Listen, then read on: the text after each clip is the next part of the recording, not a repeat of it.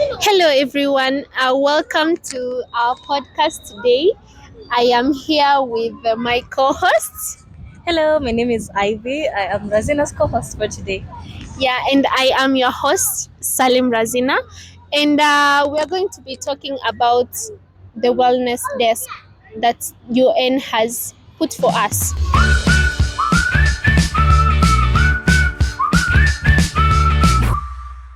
Well, about a year ago, I remember the unfolding of it. It was a big ceremony. The vice chancellor was there. Everyone was there, and I was there You were really with whistling. my I saw the whistle. videos. Yeah, it was really a nice ceremony by the fact that we really needed this thing to happen. So for it to come here, there were some situations or consequences that led for it to come up, and I think it's a good thing that the university has put for us, because now people can do not keep things boxed up.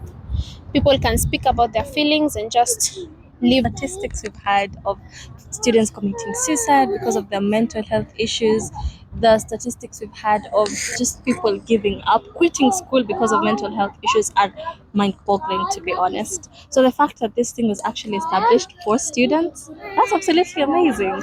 Yeah. So first of all, I regret to think that there were some certain things like suicide issues, mostly amongst even the health people doing studying medicine and all that, because the pressure, of failing, of realizing that you had to pay so much fees. I think it's about 600,000 for one. Is it a semester or a year?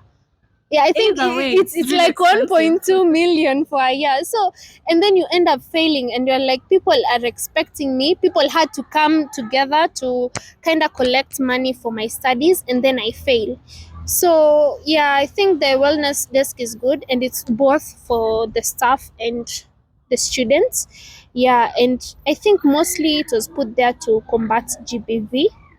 Yeah, we have had a lot of cases of GBV, and the university really tried to have lesser cases or maybe control them. I really don't know how it does that, because I don't know if you complain, someone just goes and well, the wellness desk goes to your home and takes care of it, or is it just about talking about your feelings? I'd actually like to go there and actually see how these things work.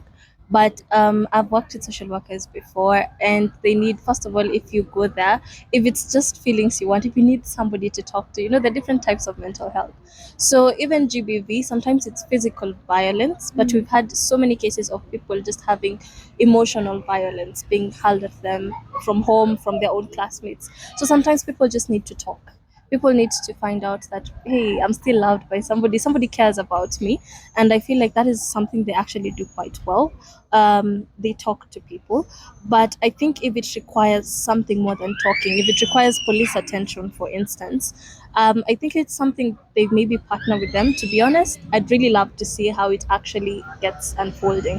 Mm, Well, the wellness desk, I think it's one of the best ideas the school has had. I don't know if it was complaints, because there was a time some media people came to school and they were like, "Do you guys have a wellness desk, or do you just deal with your own mental problems yourselves?" And then I was there like, now that you talk about, please. Yeah, but then a few days later, and we see the wellness desk pop up. I don't know if they had that conversation also, but yeah. So yeah, I think that's it. For many of those, maybe the students who would go to help them, but I doubt the guys will.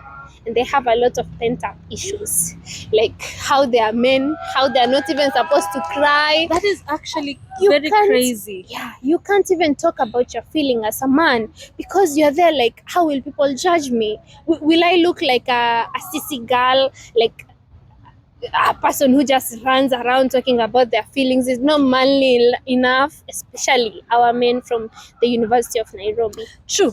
I'm in this group that we formed as University of Nairobi students for Health Prize, right? And it's just a bunch of students all together. And because of the femicide cases that have been going on in Kenya, there was a march that happened, and everybody's just calling everybody to speak against femicide. And then this guy was just like, no, it shouldn't just be femicide. It should be a march against every gender, not just female gender. And somebody answered, well, it is true. We would support you if you guys accepted to be supported. But every single time, and literally screenshotted a conversation where there was this case of a man who was beaten by his wife. And everybody, every single male in that particular group was like, that's a sissy. How can you be beaten by a woman? And you go tell other people, if a woman beats me, I would never tell anybody else. The embarrassment. And I was like, then how are you supposed to be helped if you're not willing to be helped, If you're not willing to stand up for each other, then it's very hard. Do you think the wellness desk has maybe outreach programs to sort of talk to these guys and show them that, hey, it's okay to need help? For me personally, I have not seen such things happening.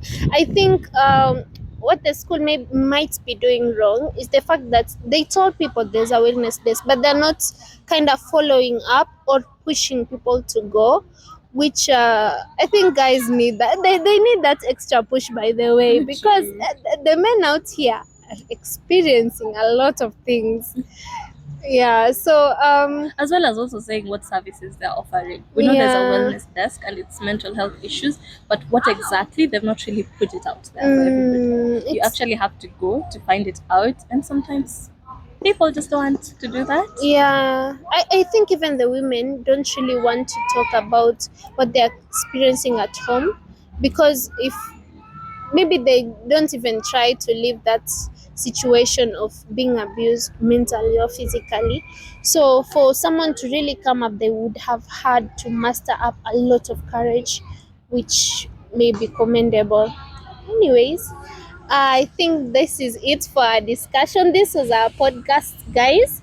I hope you enjoyed every minute of it.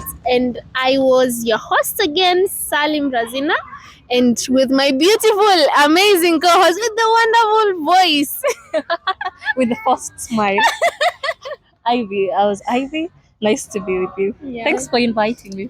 Thank you for coming. And that is it.